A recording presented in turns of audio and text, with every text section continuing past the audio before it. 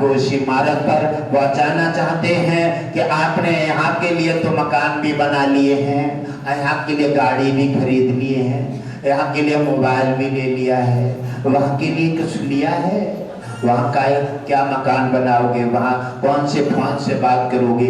वहाँ यहाँ परिवार बना लिए हैं, वहाँ कोई परिवार बनाया है? क्योंकि वहाँ पर आपकी नजर नहीं है। यहाँ तो 100 गज का प्लाट खरीदो, शहर में बना लो, फिर बरेली में बना दो, फिर देहरादून में बना दो, यहाँ तो बना रहे हैं। लेकिन आप वहाँ भी ख्याल करें, गुरुदेव आपको वहाँ की जानकारी देते हैं, क्योंकि आपको वहाँ की जानकारी है नहीं, क्योंकि आंखें बंद हो जाएंगी जितने अमराज के हाथ में होंगे, वह दिन तुम्हें जानकारी सुतह हो जाएगी। लेकिन वह दिन जानकारी के बाद आपको कोई भी रास्ता नहीं मिलेगा, क्योंकि आपका किराया खत्म हो चुका होगा। आपका मार्ग जो आपकी कीमती समय है वो आपके हाथ में नहीं है।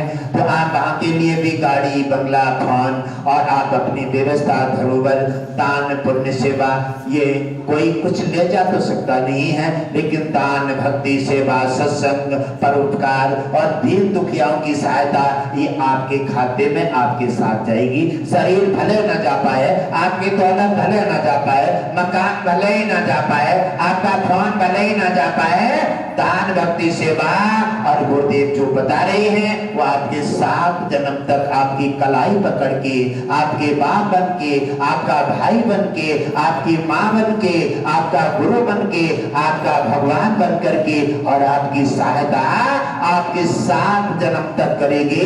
और उस धरोहर को पा करके व्यक्ति और भक्त मानव जीवन नाना प्रकार से धन्य हो जाता है। तो उस धरोहर की कमाई आप अवश्य खाता खोलिए और अवश्य उसमें डालिए। आप यहाँ भी अपना फर्ज निभाएं।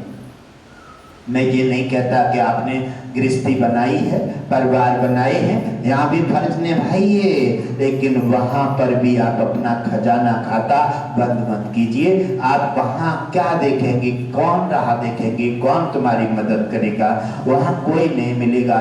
अगर आपने गुरु को बनाया नहीं या बना करके भी छोड़ दिए हैं, क्योंकि क्यों छोड़ दिए हैं? अगर आप उन्होंने गुरुदेव की बताए हुए रास्ते का पालन नहीं किया, उन्होंने कहा गुरुदेव तो ऐसे क्या ही देते हैं, ऐसा नहीं हो सकता। और जब बेटी का स्वर्गवास हो गया, खत्म हो गई, तब कहते हैं अब उन्होंने आना जाना बंद कर दिया। गलती किसने की? गुरुदेव ने बताया गलती तुमने की है, और फिर गुरुदेव के पास आना जाना बंद कर दिया। तो एक तो गलती की है आपने और उसका तो आपने खामजा झेल लिया, और दूसरी गलती खाई और खोद दिए पीछे। जहाँ दिन पीछे हटे तहाँ दिन हाथ पैर शरीर पूरी जीवन नैया सब खाई में चला जाएगा।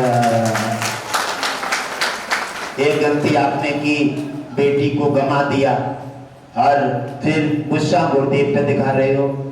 जब गुरुदेव ने तो आपको मार्ग बताया, आपने मार्ग को समझा नहीं, तो आपने समझा मेरी बेटी है। और गुरुदेव सोचते हैं कि नामदानी मेरा होता है, नामदानी पर मेरा पूर्ण अधिकार हो जाता है, नामदानी को मैं जीवन सुरक्षा दे करके और जीवन की धरोहर नामदानी के मार्ग में मैं पहुंचाना चाहता हूं, उसे खाते में डाल करके, उसे भरा पूरा बना करके और 7 जन्म तक उसे आनंदित करना चाहता हूं।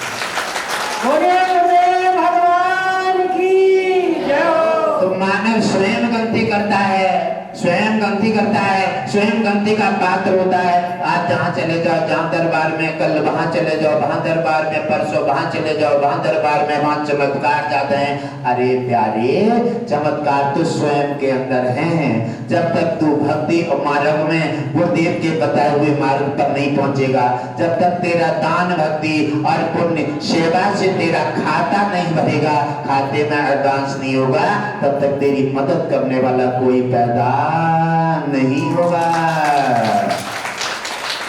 अगर पुण्य खाते में नहीं है तो भाई भी साथ छोड़ देगा, माता पिता भी छोड़ देगा, कोई नहीं साथ देगा। फिर आप कहेंगे कि भाई कैसा हो गया ये, हाँ, कितना कर्रा हो गया? अरे वो कर्रा नहीं हुआ है, तुम्हारी किस्मत खराब है, तुमने आज कुछ किया नहीं है, तुम्हारा खाता खाली है।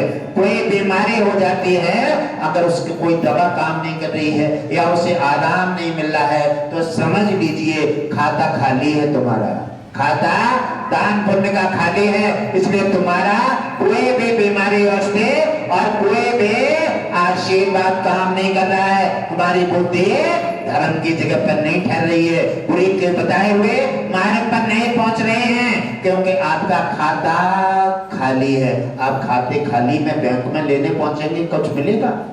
इसलिए गुरुदेव आपके खाते के बारे में जानकारी देना चाहते हैं। आप पूरे महीना काम कीजिए और सत्संग आ जाए तो पहले से तैयारी कर लीजिए, अपनी सत्संग की तैयारी बना के रखो। कोई भी मने करे वहाँ सत्संग मानने की जरूरत नहीं है, क्योंकि वो मने करेगा वो आपके मार्ग में वहाँ काम नहीं आएगा, वहाँ काम नहीं आएगा। यहाँ काम आएगा, खाना बना के खिलाओगे, आप उसके कपड़े धुलोगे, आप उसकी सहायता करोगे, आप उसकी डांट झेलोगे, यहाँ तो काम आएगा, लेकिन वहाँ मार्ग में काम नहीं आएगा। और गुरु के बताए रास्ते पर आप नहीं पहुंचे सत्संग, यहाँ एरा फेरी करते रहे, हटो बचो करते रहे, तो वहाँ बहुत पछताओगे। वहाँ गुरु के तुम्हारे साधन मार्ग में खड़ा नहीं मिलेगा। वहाँ यमराज जब देखेगा ना तो क्या हालत बनाएगा, ये नहीं समझाया। माँ बाप भाई कुटुंब परिवार कोई नहीं मिलेगा, वहां आपका शरीर ये नहीं होगा, वहां केवल आपकी रूह होगी। इसी प्रकार छांट छांट करके जब तुम्हें व्यवस्था दे करके और मारेगा, दंडित करेगा, और जाकर के तुम्हें उन्हें बेभौके और नाना प्रकार के नदी में दाखिल करेगा, और उनमें भटकोगे, रोगे, गोता खाओगे, बार बार मुंह में भरेगा, जिससे आप नफरत करते हैं, और इसलिए आपका कोई साथ नहीं देगा। इसलिए गुरुदेव जानते हैं आपके मार्ग जीवन नैया में आपका आगे मार्ग बनाना चाहते हैं। गुरुदेव तो जानते हैं कि मेरे भक्त की क्या भी दिशा होने वाली है, और मेरा भक्त है, इसलिए गुरुदेव तो अपना फर्ज निभाना चाहते हैं। आप अपने जीवन नैया में आप ये मोह माया में ऐसे उलझ गए हैं, जो आप सत्संग छोड़ देते हैं, आप यज्ञ छोड़ देते हैं, आप दरबार की हाजिरी छोड़ देते हैं, आप बताए हुए मार्ग पर नहीं पहुंच पाते, आप दान सेवा भक्ति से पीछे हट जाते हैं। इसीलिए हमें लगता है कि कुछ बाकी है। बाकी कैसी? एक रास्ता में चले जा रहे हैं ब्राह्मण देवता, और उन्होंने देखा तो एक खोपड़ी पड़ी है, शरीर तो जल गया और खोपड़ी पड़ी है, और इस पर लिखा हुआ है बाकी। पंडित जी ने सोचा इसके सब दिन तो हो गए, जल करके राख हो गई, हर अंग जल जल के राख बन गया, आंखें नहीं रही, कुछ भी नहीं रहा, दांत नहीं रहे, केवल खोपड़ी रह गई है, और इस पर लिखा है बाकी। इसका अब क्या बाकी रह गई है? सारे हाल तो बन गए, चले ठीक है, इसके बाकी देख लेते हैं। और उन्होंने उठाया, अंगोछे में रखा और घर पर ले गए। अब पंडितानी और पंडित जी दो ही जने घर पे थे, और जाकर के उन्होंने मकान में अंदर जाकर के और ऊपर सिलक पे रख दिया समाज के, और रोज देखते थे। जब भी आते थे काम काज से, उनका दिमाग वहीं लगा रहता था, रोज देखते थे। इधर से आए तो देख रहे कि बाकी पूरी भई ना भई, बाकी पूरी हुई ना हुई, रोज आकर के दिन में 4-4 बार देखते थे। एक समय क्या हुआ कि दीपावली का समय था, और पंडितानी सोच रहे हैं पंडित जी चले गए हैं, चलो लावा सफाई कर लो थोड़ी, और वो सफाई करने चल जाते हैं, और जाकर के सिलक पर और देखा तो उनकी खोपड़ी पर नजर पहुंच गई। कहने लगा ये किसने टुटका कर दिया है? यहाँ सिलक पर और कोई आ नहीं सकता भीतर।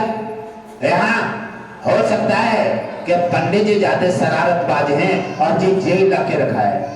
इन पंडित जी की बुद्धि बिल्कुल ही न जाने कहां चली गई है। इसलिए चलो कोई बात नहीं, उसको उतारते हैं, और उतार करके और नीचे रखा, और 5 चप्पल मारी, 5 चप्पल लेकर के और खोपड़ी में मारे, और मूसर लिया और से कुचल के और नाली में डाल दिया, नाली में डाल।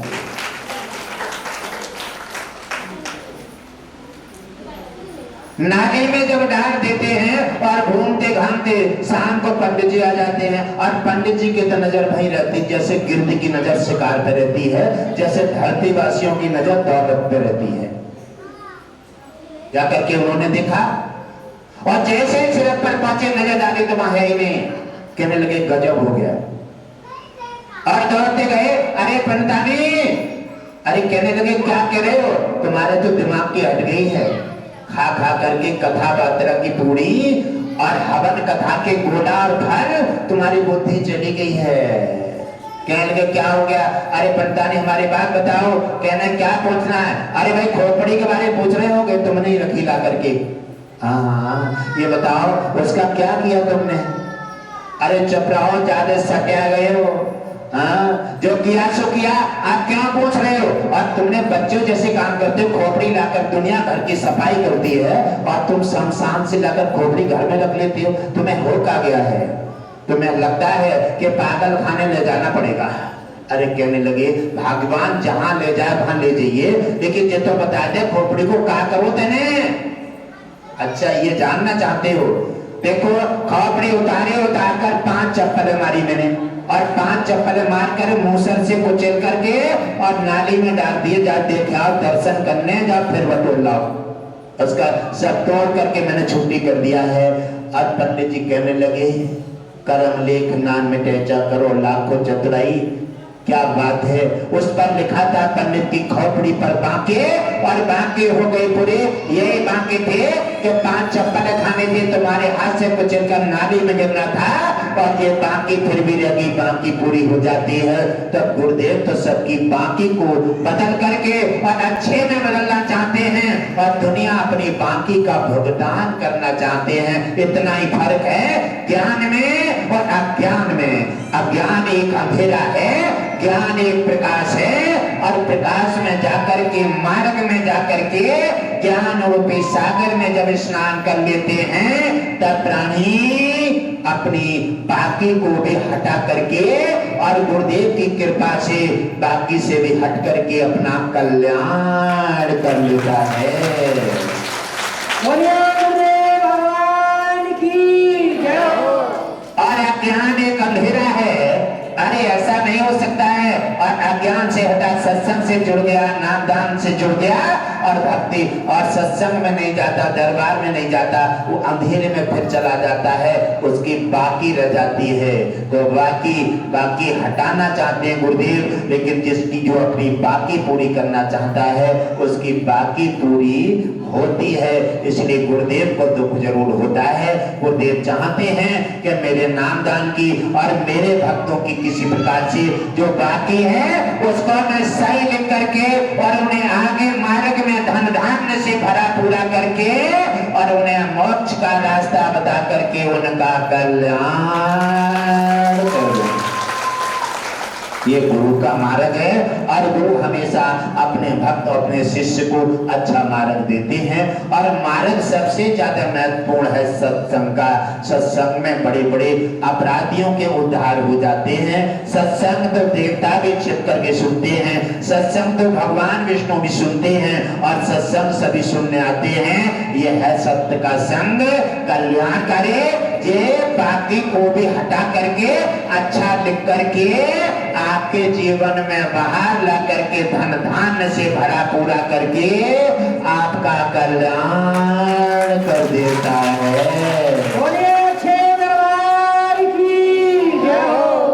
तो सत्संग की भव्य तैयारी रखो, आप अपना पूरा महीना काम काज करो और सत्संग जब आ जाए तो आप अपना काम काज तारीख पहले मिल जाती है, आप अपना काम काज सब पहले ही निपटा लीजिए, आप अपना तैयारी करके रख लीजिए। यह है सत्संग का समय। सत्संग का समय निश्चित कर दीजिए।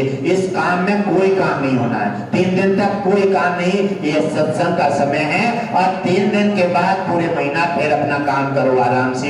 इसी प्रकार से ऐसे अगर सिद्धांतों पे चल जाते हैं, जीवन नैया आप अपना अपनी ऐसे मार्ग में डाल देते हैं और सत्संग के लिए आप अपना समय बचाकर रख लेते हैं, तो मैं तुम्हें गारंटी देता हूं कि आपको कोई कष्ट छू नहीं सकता, आपको बीमारी आपके पास नहीं आ सकती, आपको गरीबी किसी प्रकार से छू नहीं सकते, और कोई दाई दुश्मन कोई भी यमराज भी आपको बिना गुरुदेव की अनुमति के आपकी उंगली पकड़ नहीं सकता। ये हमारी गारंटी और चैलेंज है। वो कब? जब आप साधन में आ जाएं तो सत्संग का समय अवश्य बचा के रखें। सत्संग ये कलयुग में कल्याणकारी है।